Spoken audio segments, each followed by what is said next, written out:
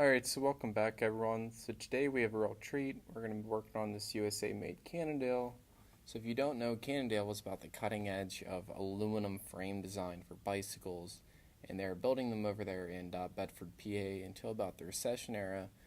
So they're a timeless case of a company that tried to do too much in ways of innovation and product lines, and ended up doing the company in. So anyways, that's a different story, but so on Vintage Cannondale's website, they have an archive of all the catalogs that were presented to the bike shops that you could look at way back before you would, look on the internet.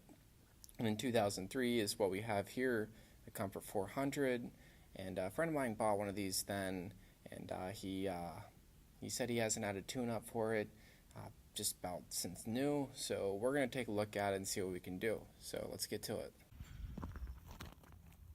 I got this Cannondale hybrid bike here for a tune-up. Just overlooking it. It's a nice bike. Rides really nice, very comfortable. It does seem like it has maybe just a little bit of slippage as you're pedaling. Bottom bracket seems fine. The bearings for the chain rings, they seem good. However, the chain needs replaced. It's going to replace the chain. I'm going to replace shifter cables and brake cables, and should be good. And I felt the front axle bearings, and they were kind of gritty, so I'd get in there and figure out what's going on in there. Take off the cassette, take off the chain ring, just degrease them, and basically, a clean bike rides well, and a dirty bike doesn't ride well. So as long as this bike's nice and clean, it should ride well. Alright, so after cleaning the bike, we're just going to remove this chain by breaking a pin out. So I'm not going to go all the way because everyone will reuse this chain. It's just a lot easier that you don't have to restart a pin. So, remove that. And yeah, now pull this off. It's just gentle, not to scratch anything. Alright, now I'm going to remove the crank, the chain rings on it. So here's the crank bolt covers that just a press fit as this gets tightened in. On the bottom bracket, the carrier bearing for the crank, it basically just presses the pedals, the crank pedals on. Anyways, I'm going to replace these. They're like 99 cents a piece. And they're gross, so I'll just replace them. They're cheap. Anyways, to get the crank off, we have to use this this puller tool, which it'll thread into those outside threads, which are specifically there just to pull it off. So I clean them up a little bit just so that we won't be grinding any dirt into that aluminum thread. And then I'm just gonna thread them in.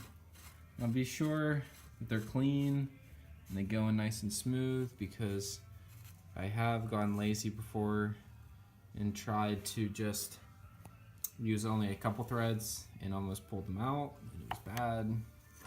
You don't want to have to get a new crank, especially on a nice old Cannondale like this, which is good quality components.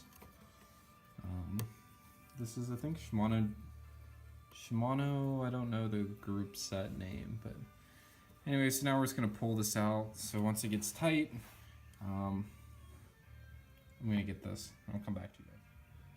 Alright, so we got it out. So you can see what the tool does here is, from the inside, it threads in there and pushes up against the bottom bracket, and just basically effectively, like a flywheel puller, just pulls it off. So now this just gives me greater access to see what's going on in here and re-clean this, inspect the bottom bracket. I might just order a new bottom bracket, just because when you're in here, it's better just to replace it. Now we're gonna remove the cassette to clean it. So you can see it has these grooves in it, so we're gonna use our Park Tools cassette removal. It fits in those little keyways. Now I need to put on my chain breaker, which will hold it, allow me to hold it as I go to remove it and work against the free hub. Anyways, on these parts you can just see the amount of grime from just greasing your chain. All this grime just builds up. So this, I like to pull them off and clean them very well. Alright, so while we're in here, might as well just pull the bottom bracket out, and for $15, just put a new one in. More modern one, something that will last another 15 years. This one doesn't seem bad, but just for precautionary measures, might as well just replace it while we're in here. So remember, these are, let me think here. The non-drive side is normal threads, but the drive side is left-hand thread. So easy way I remember it is you always go forward when you're loosening, always backwards when you're tightening. So I already broke this one free. This is the side, this is the cap. So it's the plastic piece usually. I take that side off first. Yeah, get back with you guys. All right, so again, on the drive side, remember this is your left-hand thread, so we're gonna be going the opposite. Yep, came right free.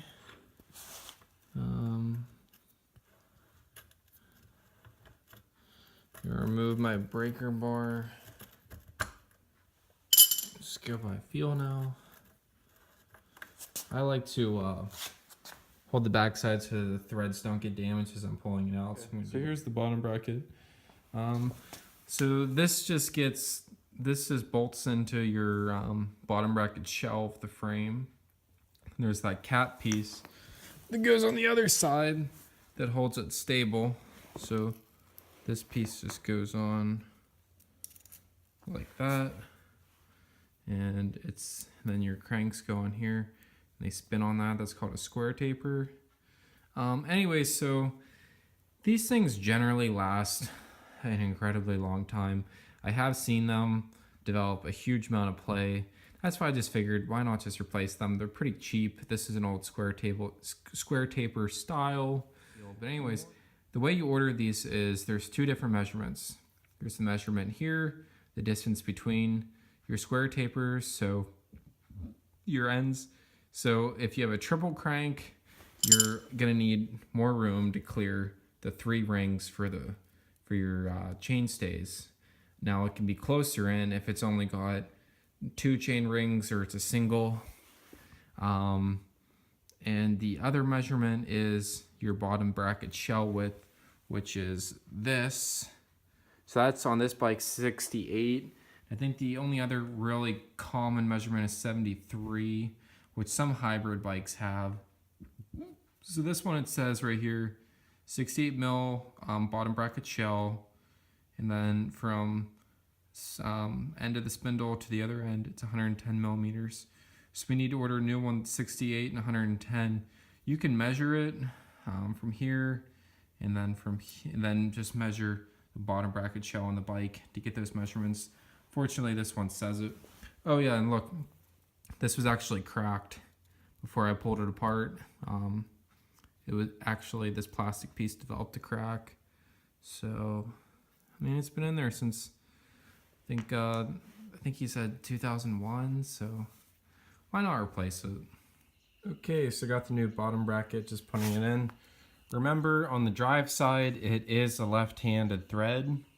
So you have to be very careful though, especially with the Cannondale aluminum bike in general. Be very careful threading these in, because you have these fine threads going into aluminum threads on the frame. So on a steel bike, you don't have to be so careful. Steel is a lot harder than this soft aluminum. These threads are so easy to be stripped out. It's not the end of the world. This bike is turning in fine, but it's not the end of the world. You can have a bike shop.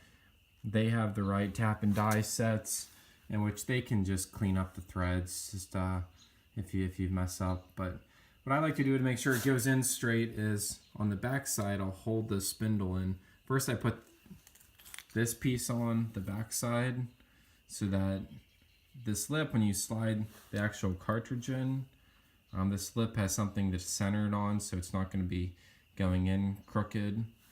And then what I like to do is kind of pull on the back end. So I'll be pulling on the back end so it's actually getting sucked in. And then the thread should bite just fine. So these do get tightened up pretty firmly. So I'm just going to thread that in. And I put a good bit of grease down there inside the bottom bracket shell, just so there's no corrosion from water that might get in through the bottom where the hole is for the little cable guides. So yeah. Alright, so now we're getting somewhere. Bottom bracket's in, crank chain rings are cleaned up, new chain, new shifter cables and shifter housing, adjusted the front brake, the right post was had too much tension. I'll show you how that works. These are V-brakes. They give you an incredible amount of stopping power, just about as much as disc brakes, but they don't rub like disc brakes. They don't give you the pain as disc brakes. I'm not really a disc brakes kind of guy. V-brakes, they're where it's at. Cantilevers, the type where it's a cable that's lifted up, and then they flip up with the cable. They just don't have much stopping power. So anyways, the way these work is each post is supposed to have an equal amount of tension. So what happens is, as you see these move, they should both be moving the same amount. So if one's staying stuck in place and the other one's moving a lot, the other one's just like frozen in place, that's what was happening. This one wasn't moving and this one was doing all the motion. So what that means is that this one has too much tension. So it's doing its good, but if they're not balanced, only this one's going to move. So all you have to do is adjust these screws, these tension screws. So I just backed it out, maybe a quarter of a turn, and it works fine. And then, as you can see, new chain. Cassette's nice and polished up. Derailleurs polished up. Both derailleurs are polished up. And chainring's polished up. Now this top chainring is a little sharp and pointy. It's probably going to need replaced in the near future. What happens is whenever you're just riding, and probably the user is probably just riding in this top one on rail trail, and the chain picks up that crushed limestone and just grinds it.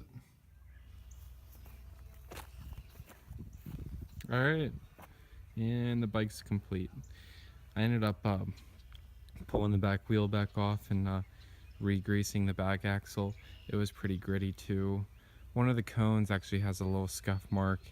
I didn't replace it. I just took some Scotch-Brite and just smoothed it down. Didn't really seem like a big deal. Fresh grease, bearings cleaned, cups cleaned. It's riding smooth, should be fine. Adjusted the brakes. One of the little tricks I like to do is I take some rubbing alcohol, some isopropyl alcohol, and I just degrease the rim surface, because it's like a clutch or anything else that you're relying on friction for. You don't want any oil from your hands, any road grit, or even worse, like grease from your hands while working on the bike. So every couple 100 miles, it's not a bad idea to just clean that back up, or after you've washed the bike with some sort of soap, just get that soap off there, and make sure you do these too. Just clean these hydraulic surfaces up. So yeah, the bike should be all good to go. The one thing I didn't get into was the headset. I didn't bother cleaning that up. Just left it go. Seems fine. But yeah, everything else is ready to go. It's a nice bike. It rides really nice. Kind of jealous of this one.